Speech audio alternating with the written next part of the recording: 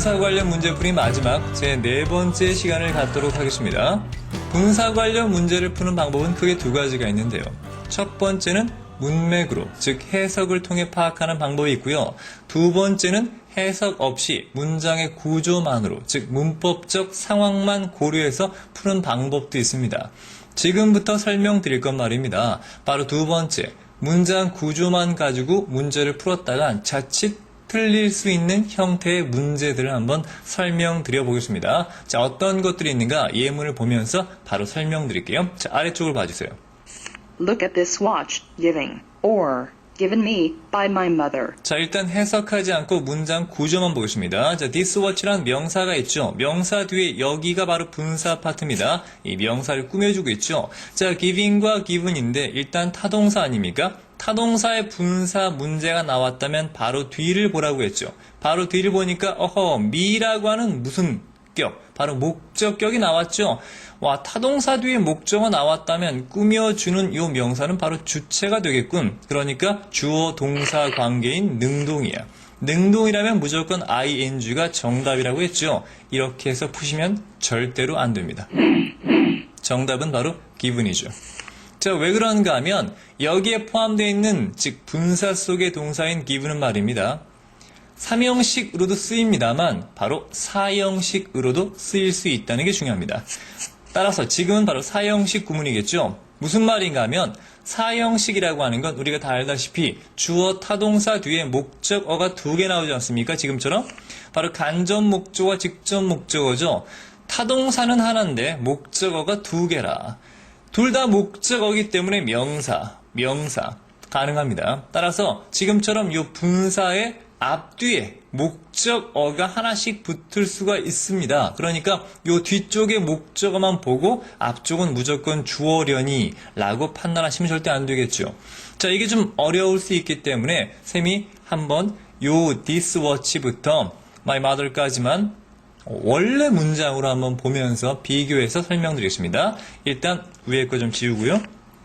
잘 보세요. 자, 요 문장을 여기 아래 한번 써보겠습니다. My mother gave me this watch. 자, 이때 우리 어머니께서 주셨다는 동사가 있는데 이 주셨다는 동사를 가지고 분사를 만든 게 바로 위쪽에 여기죠. 이거 타동사의 분사 형태 아닙니까? 바로 여기입니다.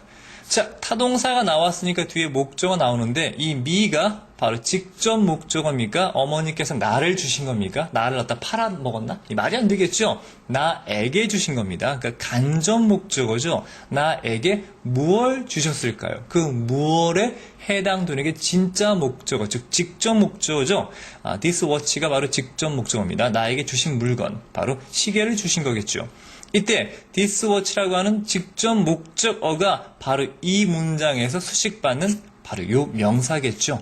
그러니까 목적어가 확실합니다. 수동관계겠죠. 그럼 이 뒤에 있는 me는 뭡니까? 바로 이 간접 목적어가 뒤에 붙은 것뿐입니다.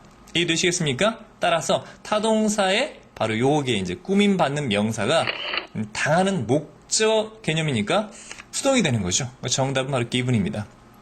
자, 설명을 좀 어렵게 했나 모르겠지만 지금처럼 바로 어떤 형태? 4형식, 즉 목적어가 2개 나오는 형태의 동사들이 지금처럼 이제 분사 문제가 된다면 이 뒤쪽만 파악해선 절대 문제 풀이가 안 됩니다. 기본적으로 해석해 보시는 게 가장 좋은 방법이죠. 언제나 말씀드립니다만 수식받는 명사가 동작을 하는 것이냐 아니면 동작을 당하는 것이냐 이게 가장 쉬워요. 그러니까 하는 주체라면 ing, 당하는 객체라면 pp라고 했죠. 글씨가 유난히 안 써지는군요. 생각해 보세요. 만약에 이게 하는 주체라면 무슨 말도 안 되지 않습니까? 시계가 뭘 줍니까?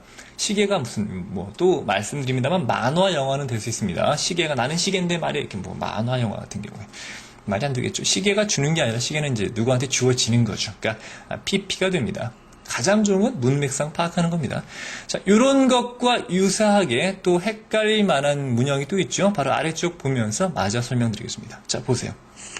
John liked his nickname, calling, or called Johnny by his friends. 자, 이 문제도 마찬가지로 일단 문장 구조만 가지고 풀려고 시도해 본다면 이게 명사 아닙니까? 명사 뒤에 이게 분사로 꾸며주고 있는데 call이라고 하는 타동사 아닙니까? 타동사면 바로 뒤를 보랬죠. 보니까 존이라고 하는 명사가 나왔네. 그러니까 명사니까 목적어겠거니라고 해서 무조건 요 앞에 있는 게 주체야. 이렇게 해서 능동관계야. 그러면 무조건 능동이면 ing 정답 되겠군. 라고 하셔도 절대로 안 된다는 얘기입니다. 이제 정답은 물론 pp가 되는데요. 왜냐하면 이때 분사에 포함된 동사 call이라고 하는 건요. 물론 3형식도 가능합니다만 바로 5형식이 가능한 문형이죠. 이때는 5형식 쓰인 겁니다. 5형식이라고 하는 건요. 다 알겠지만 주어 타동사 뒤에 목적어 뒤에 목적보가 나오죠. 중요한 건 말입니다. 이 보어 자리에는요. 명사와 형용사가 가능하다는 얘기입니다. 오호, 명사도 가능하다. 이게 중요하겠죠. 목적어는 무조건 명사입니다.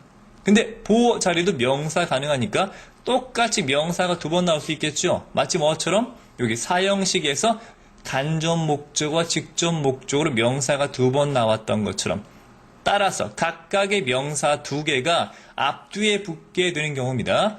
이것도 한번 설명하기 위해서 여기부터 여기까지를 아래쪽에 원래 문장을 한번 넣어보죠. 자, 좀 지우고요. John's friends called his nickname Johnny. 자, 존의 친구들이 불렀다는 얘기입니다. 그의 별명을 존이라고. 이런 뜻이겠죠? 이때 바로 여기 포함된 타동사 형태의 이 분사 문제, 원래는 이게 동사겠죠. 자, 불렀습니다. 그의 이름. 이게 뭐냐면 바로 목적어죠. 그 이름을 불렀는데 뭐라고? 바로 존이라고. 이게 바로 목적격 보호가 됩니다. 따라서 이 목적어인 닉네임이 바로 꾸밈받는 명사겠죠. 목적어가 확실합니다. 그리고 목적격 보호인 존이가 바로 여기 뒤에 붙은 것 뿐이겠죠. 이건 목적어가 아니라 목적격 보호입니다. 하지만 명사가 가능하니까 여기로 명사가 붙은 거죠. 자, 이해가 되셨습니까? 따라서 그의 별명이 뭘 부르는 게 아니라 마찬가지겠죠. 해석해보면 쉽게 나옵니다.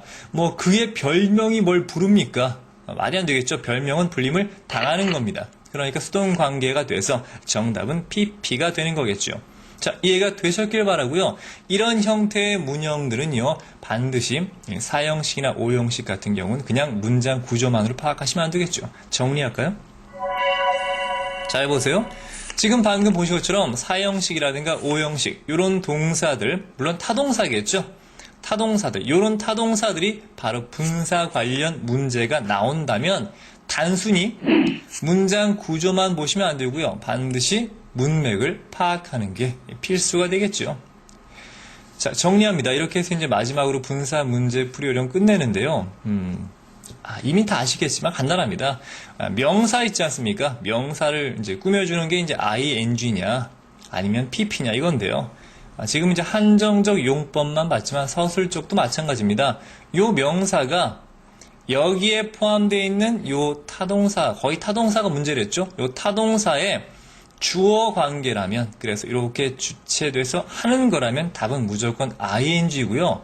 반대로 요 명사가 요 타동사의 목적어 개념, 즉 당하는 개념, 바로 수동관계겠죠. 그러면 pp가 된다는 겁니다. 요것만 정확히 하시면 문제 푸는 건 가히 어렵지가 않습니다. 짧게 준비해 봤는데요. 요 강의를 통해서 분사 관련 문제를 풀 때 여러분들이 조금 더 쉽게 푸셨으면 좋겠습니다. 자, 이해가 되셨길 바라고요. 그럼 다음 강의로 넘어가겠습니다.